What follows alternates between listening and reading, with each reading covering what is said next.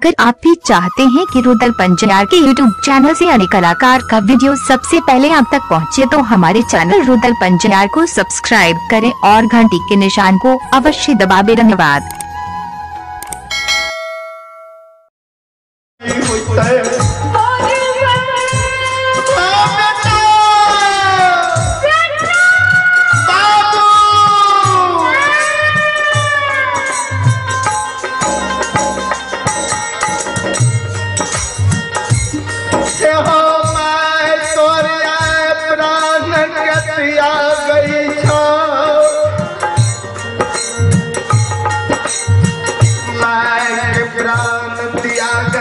के बेर में एक जुलूम बानी जाके मैं के आत्मा के शांति दो। भगवान हो हम के नवाला रहिए कि माँ के मरे के बेर में एक जुलूम बानी नहीं जा सकती। आयो पानी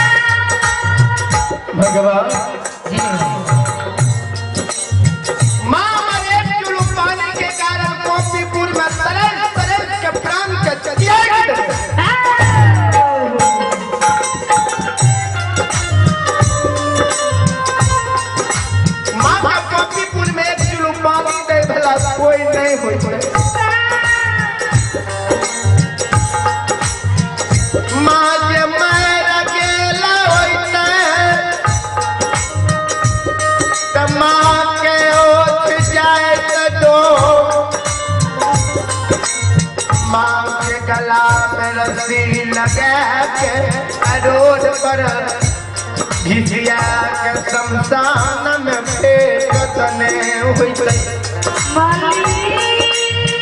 अच्छा बेटा माय के क्रिया कर्म नहीं भेजो।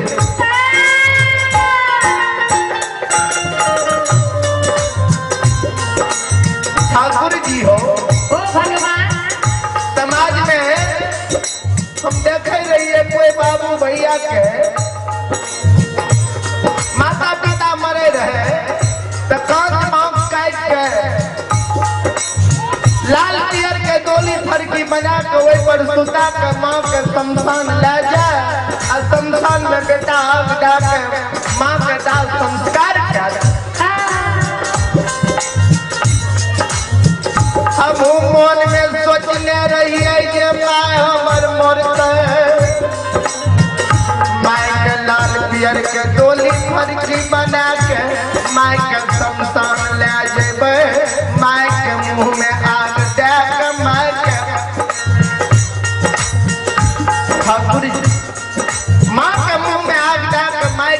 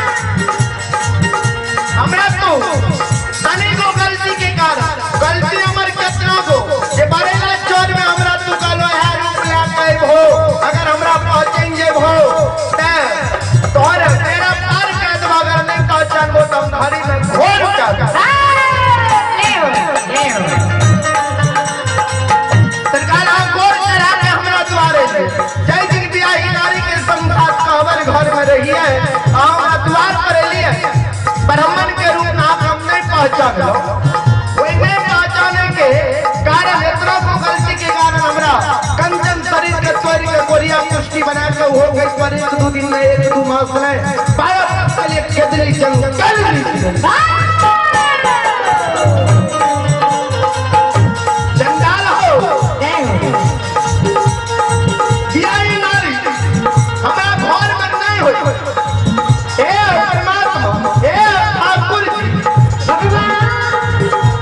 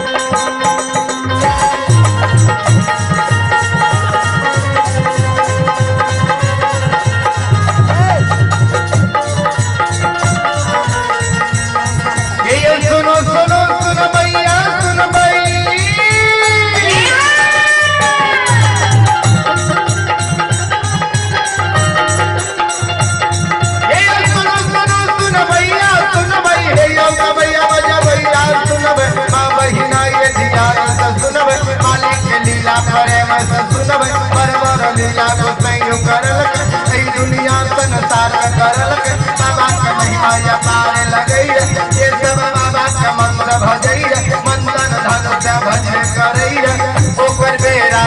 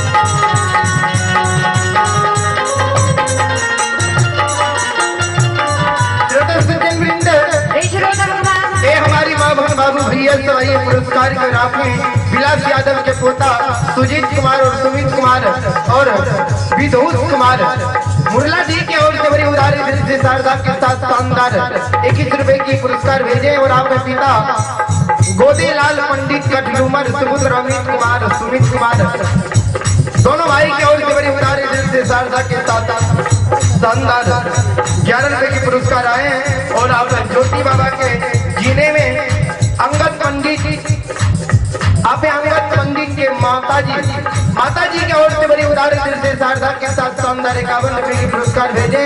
और आप राम गुलावन पंडित सुपुत्र राम विनय पंडित श्रद्धालु की ओर से शानदार 51 रुपए के पुरस्कार आए। और आइए और एक श्रद्धालु की ओर से शानदार 51 रुपए के पुरस्कार आए। और हमारे पिता तुल्य की ओर से बड़ी उदारी दिल से शारदा के साथ शानदार 51 रुपए के पुरस्कार आए। भगवान सभी श्रद्धालु के मन के मनोकामना पूर्ण करे।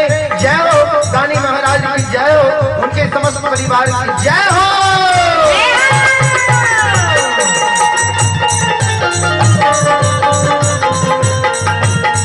ये भोला बाबा भंडार के भरिए से भई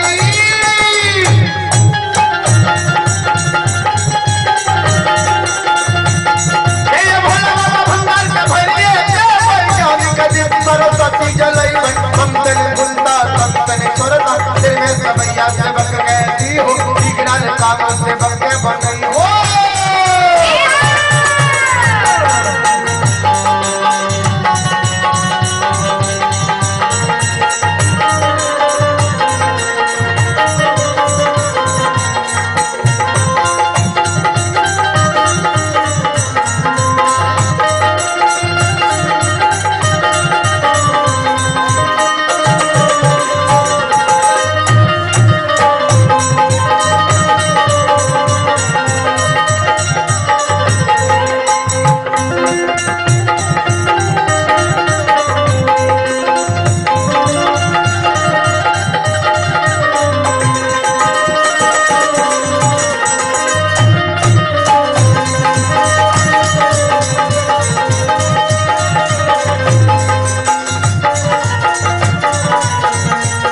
आयो भगती